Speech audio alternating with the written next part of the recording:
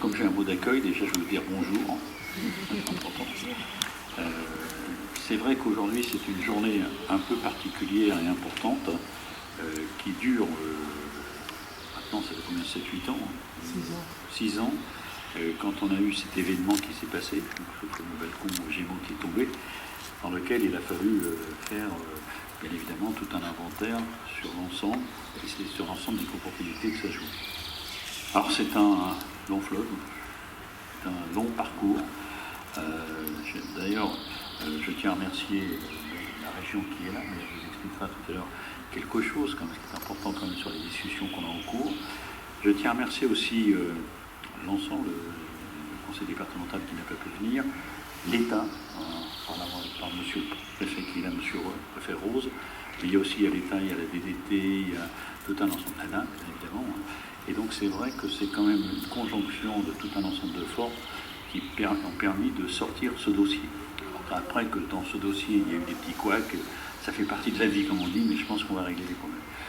Moi, ce que je souhaiterais, avant de passer la parole à Madame la conseillère régionale, à Monsieur le préfet, c'est tout d'abord vous dire quand même quelque chose. Je tiens à remercier quelqu'un qui n'est plus là, qui n'est plus là au sens physiquement dans le poste, c'est le préfet Jean-Jacques.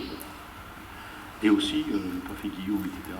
C'est vrai que quand s'est passé cet événement, ce fameux événement du balcon qui est tombé, immédiatement, il a pris à bras le corps avec l'ANA, etc., en disant nous serons et nous participerons et nous allons aider.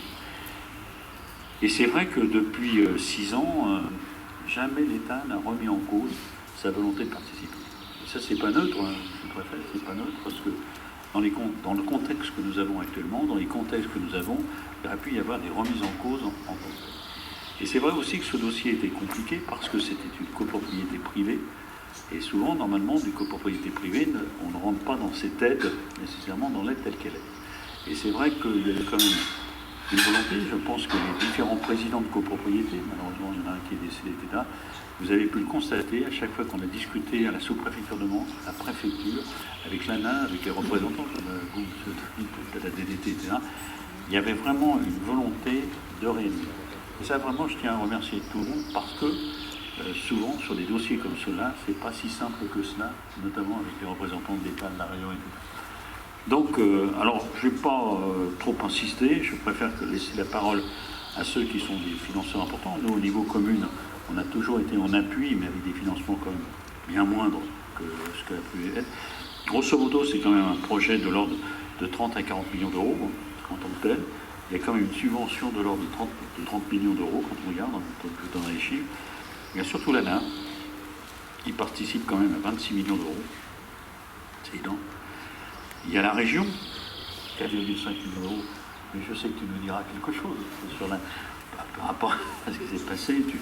Il y a la ville, nous c'était 900 000 euros. Et il y a le conseil général qui a participé aussi. Donc si vous voulez, ce projet, je comprends aussi que pour les copropriétaires, ça fasse un coup, quoi, la différence par rapport à cela. Mais sachons aussi quand même que le projet tel qu'il est, il y a un projet bien évidemment par rapport à ces balcons, il y a un projet aussi par rapport à l'isolation, à la rénovation, parce que l'ANA souhaitait que ce ne soit pas que les balcons, il voulait aussi qu'il y ait une rénovation. Il y a aussi tout un ensemble de mises aux normes, notamment sur les sécurités. Et je pense que c'est un beau projet. Quand nous l'aurons derrière nous, peut-être dans 2-3 ans, on dira c'était quand même un beau projet qu'il fallait faire. Et je pense que les copropriétaires ne seront pas déçus. Malheureusement, c'est vrai aussi qu'il faut sortir éventuellement dans les charges quand même un peu. On s'y compte aussi certaines personnes qui financièrement ont des difficultés. C'est pas simple, mais je pense qu'aujourd'hui, on est là, comme on dit, dans une chaîne d'union pour vraiment réaliser. Merci à tous et je vais passer la parole. Alors, je ne sais pas si c'est à toi ou si à monsieur. Après l'État. Madame. Alors, monsieur le maire, cher François, monsieur le préfet, mesdames et messieurs, donc je suis très heureuse d'être parmi vous pour ce moment symbolique de lancement des travaux de la rénovation de cette copropriété, des Pléiades. Alors, c'était important pour Valérie Pécresse, qui s'excuse d'ailleurs de ne pas avoir pu être présente aujourd'hui, que la région Île-de-France soit représentée aujourd'hui, car elle est consciente de l'urgence de cette opération de réhabilitation, même si ça dure déjà depuis 6 ans. Donc il est vraiment très urgent de s'y mettre. Dans un contexte budgétaire national très difficile, qui touche toutes les collectivités territoriales, il est crucial de savoir où sont les priorités. Comme vous le savez peut-être, la région Île-de-France a été appelée à contribuer de façon massive à l'effort d'économie demandé par le gouvernement pour assainir la situation budgétaire nationale. Au total, entre 2024 et 2025, notre collectivité s'est vue confisquer 321 millions d'euros dans le cadre du premier projet de loi des finances. Cela représente 5% de nos recettes de fonctionnement donc, au niveau de l'Île-de-France. Et puis tout thème confondu, évidemment. Alors même qu'elles sont déjà diminuées de 14% depuis 2019. Alors si la loi de finances initiale pour 2025 nous a attribué des recettes supplémentaires, force est de constater qu'elles restent très faibles au regard de nos besoins et de nos engagements. Donc, on a des choix difficiles, mais nécessaires à faire. Alors, face à cette situation, nous avons été contraints de prendre des décisions difficiles pour préserver le pouvoir d'achat des Franciliens en n'augmentant pas leurs impôts. Le Conseil régional a donc pris la décision de suspendre en 2025 les politiques en cofinancement avec l'État, dont celle du logement, nos recettes ne nous permettant plus d'y faire face. Aucune mesure d'économie n'est simple à mettre en œuvre, mais celle-ci a été particulièrement douloureuse car nous connaissons les difficultés que rencontrent les Franciliens pour se loger et la complexité des situations dans les copropriétés dégradées. Toutefois, sachez que Valérie Pécresse a été très sensible à la situation des copropriétés des Mureaux qui ont demandé le soutien de la région pour les opérations, donc je veux rassurer Monsieur le maire. Aussi, si nous ne connaissons pas encore avec exactitude combien de recettes régionales nous seront restituées par l'État, nous avons pris la décision de les intégrer à un fonds spécial qui sera destiné à des urgences sociales, à des projets prioritaires qui ne pourraient pas voir le jour sans notre soutien. Je veux donc, au nom de Valérie Pécresse, vous dire que nous avons entendu la voix des Pléiades, voilà, monsieur le... et que nous sommes sur la bonne voie pour récupérer les fonds nécessaires à notre participation à cette opération de rénovation. Cette rénovation n'est pas qu'une simple amélioration du bâti, elle représente un espoir renouvelé pour les familles qui y vivent, une amélioration de leurs conditions de vie quotidiennes et surtout une œuvre de salubrité publique car il faut impérativement éviter qu'un drame ne survienne ici. Alors la pose de cette première pierre symbolise notre mobilisation collective à faire de cette copropriété un lieu où il fait bon vivre et en sécurité. Et je voulais aussi compléter mon dire, il y a également une demande de subvention de 1,5 million pour la rénovation thermique qui a été demandée. Et normalement, on devrait avoir un budget supplémentaire qui pourrait l'accorder également. Et donc, dès cette année d'ailleurs, donc il faudrait que vous déposiez votre dossier. Voilà. Je vous remercie de votre attention et vous réitère notre détermination à la région Île-de-France à pouvoir contribuer à ce projet si urgent et si important. Je vous remercie. J'accompagne M. Vignier, moi je suis Sablon 1, M. Vignier, Sablon 2, M. Vignier, Sablon 1. Et je le laisse parler, il aime bien. Je vais représenter les 3 copropriétés, voilà, comme ça, oui. Si on ne va pas se répéter 3 fois la même chose. Et il y a 3 petites choses que je tenais à dire. Donc je vais remercier votre invitation, M. le Préfet, M. le maire, Bouygues, pour cette inauguration qu'on attendait depuis longtemps. Je dois dire qu'au point où nous en sommes, nous ne regrettons pas nos choix.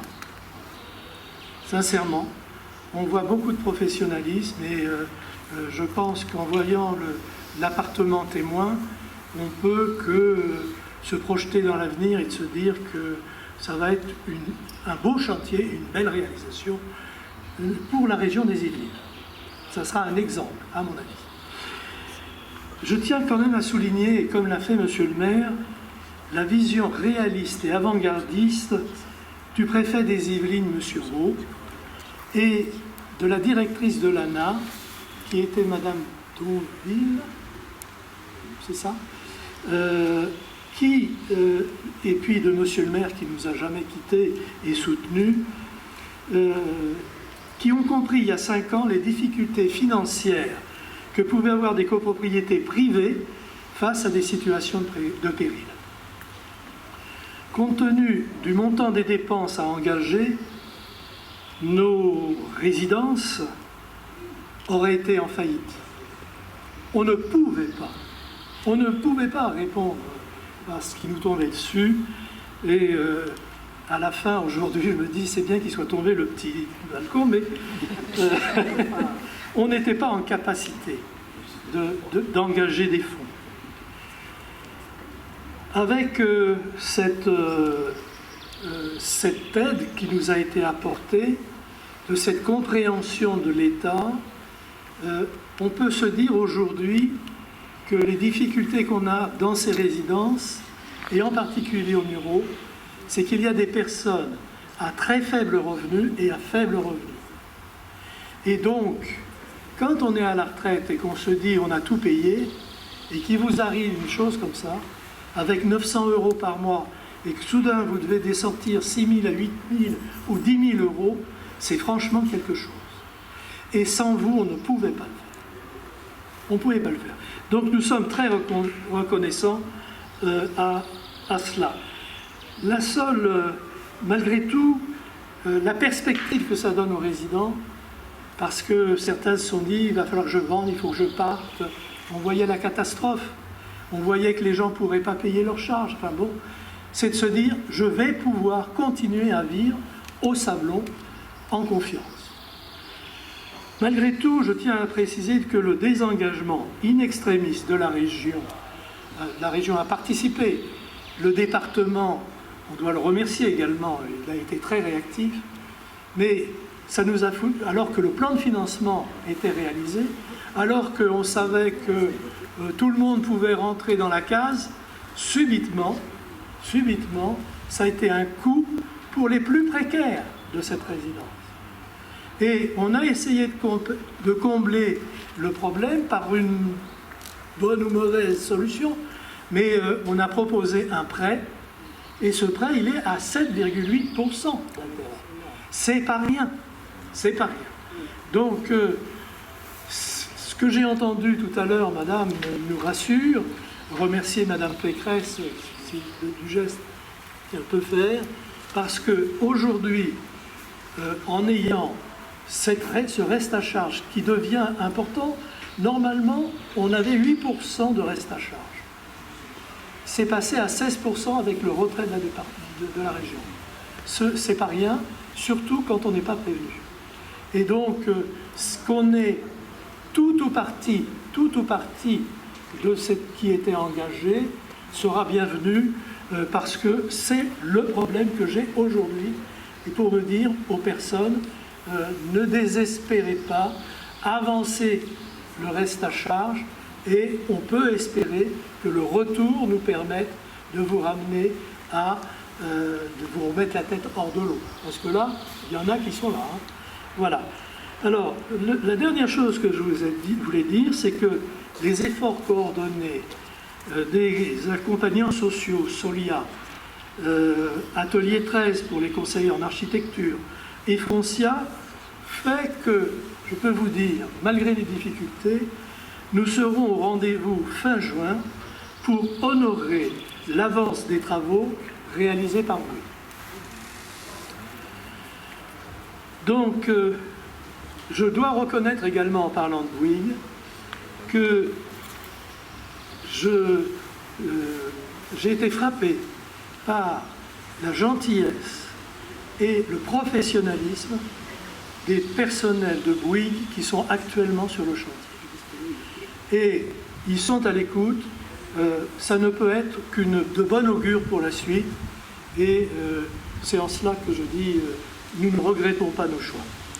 Je sais les difficultés des institutions, je sais l'effort qui a été fait sur la région Île-de-France et pour les Yvelines, parce que ce n'est pas une taille. Les gens ici ne se rendent pas toujours compte de l'effort qu'ont fait les institutions pour cette résidence. Je tiens à le souligner, c'est dommage. Et en tous les cas, sachez que nous sommes très reconnaissants. Nous pourrons jamais cette résidence aurait été mise à flot si vous n'aviez pas eu ces interventions. Voilà, je vous remercie. Conseillère régionale, je salue le sous-préfet de Mantes, puissance invitante qui est venue, la DDT qui est là avec Laurent Doré qui a suivi le projet depuis longtemps, et comme on pose la première pierre, il part à la retraite. Il s'est dit, je finis là-dessus et après je pars. Je salue tous ceux qui sont présents ici, notamment les habitants. Je ne vais pas vous faire de publicité sur l'engagement de l'État. Ça a été dit, vous avez vu qu'il faut plusieurs mains pour compter les millions d'euros que l'État, via l'Agence nationale de l'habitat, investit dans ce territoire-là. Donc je n'ai pas de pub à faire, je suis juste venu vous dire, et vraiment je suis sensible au témoignage des propriétaires, on a fait ça pour vous. Voilà. C'est le rôle de l'État, et quand je dis État, c'est la puissance publique, j'associe bien sûr monsieur le maire, le conseil départemental et le conseil régional. C'est notre vocation de protéger et d'accompagner ceux qui sont dans le besoin, qui sont dans la difficulté. C'est la raison de l'État et de la puissance publique de protéger les plus vulnérables. On est ici dans un territoire que vous connaissez bien mieux que moi, qui est un territoire qui est magnifique, qui est plein d'enjeux, mais qui est aussi plein de difficultés dans ce territoire-là. Et on a une copropriété ici avec des gens qui ont travaillé toute leur vie, qui ont économisé, qui sont installés, c'est leur capital, cet appartement-là, c'est ce qu'ils vont transmettre à leurs enfants. Et du jour au lendemain, tout s'effondre, tout s'écroule, et c'est des années de travail, d'économie, de stress, d'inquiétude et de fierté qui s'effondrent comme un balcon, et il y a un choc. Et ici, on est venu collectivement, parce qu'il y a un vrai travail collectif autour de ce territoire-là, pour pouvoir dire aux gens, on ne vous laisse pas tomber. Et on a travaillé sur le béton, mais aussi sur les âmes, parce qu'il y a des gens qui habitent ici, on les voit aux fenêtres, il y en a quelques-uns qui sont là. On a fait ça pour les habitants, voilà, pour leur tenir la main et les aider dans ce programme-là, avec une seule obsession, qui était d'ailleurs l'obsession de Jean-Jacques Brault, mon prédécesseur, diminuer le reste à charge. Voilà. C'est la seule ambition qu'on a eue à chaque fois dans ce projet-là, au-delà du qualitatif, et je remercie Louis qui est présent, au-delà du béton et de la qualité des travaux, notre obsession collective, c'était de réduire le reste à charge pour que les habitants ici, et vous l'avez dit, qui sont parfois dans une situation financière un peu délicate, que ce reste à charge, il baisse au maximum, voilà, pour que l'effort qu'on demande aux propriétaires soit réduit au strict nécessaire pour que le projet puisse se faire. Donc c'est vraiment une fierté collective d'être là aujourd'hui en dehors des sommes. On a hâte que les travaux avancent bien, on a hâte que la vie reprenne, on a hâte que les façades réapparaissent. En plus, c'est quand même l'entrée des muraux, donc c'est qu'on a toujours l'impression que les muraux sont en travaux, qu'il faut se décompasser, il y a des échafaudages ici. Donc on a hâte que cette vie, elle reprenne, que les plantes vertes reviennent sur les balcons, que les balcons refleurissent et que la vie reprenne. Et ça, c'est grâce à un engagement de tout le monde. Donc vraiment, on vous souhaite du bon courage et on est très très fiers de pouvoir faire revivre ce territoire et de redonner le sourire à ses habitants. Merci à vous tous en tout cas, puis merci pour votre patience.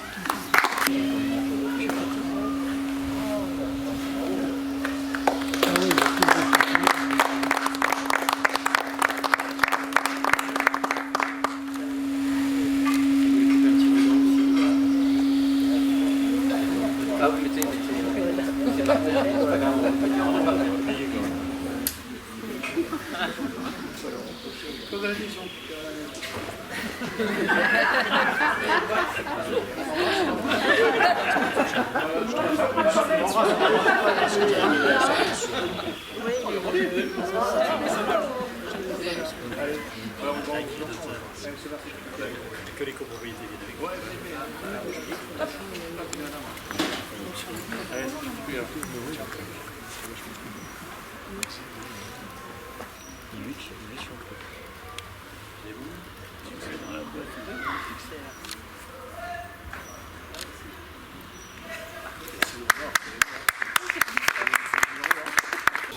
That is my goal.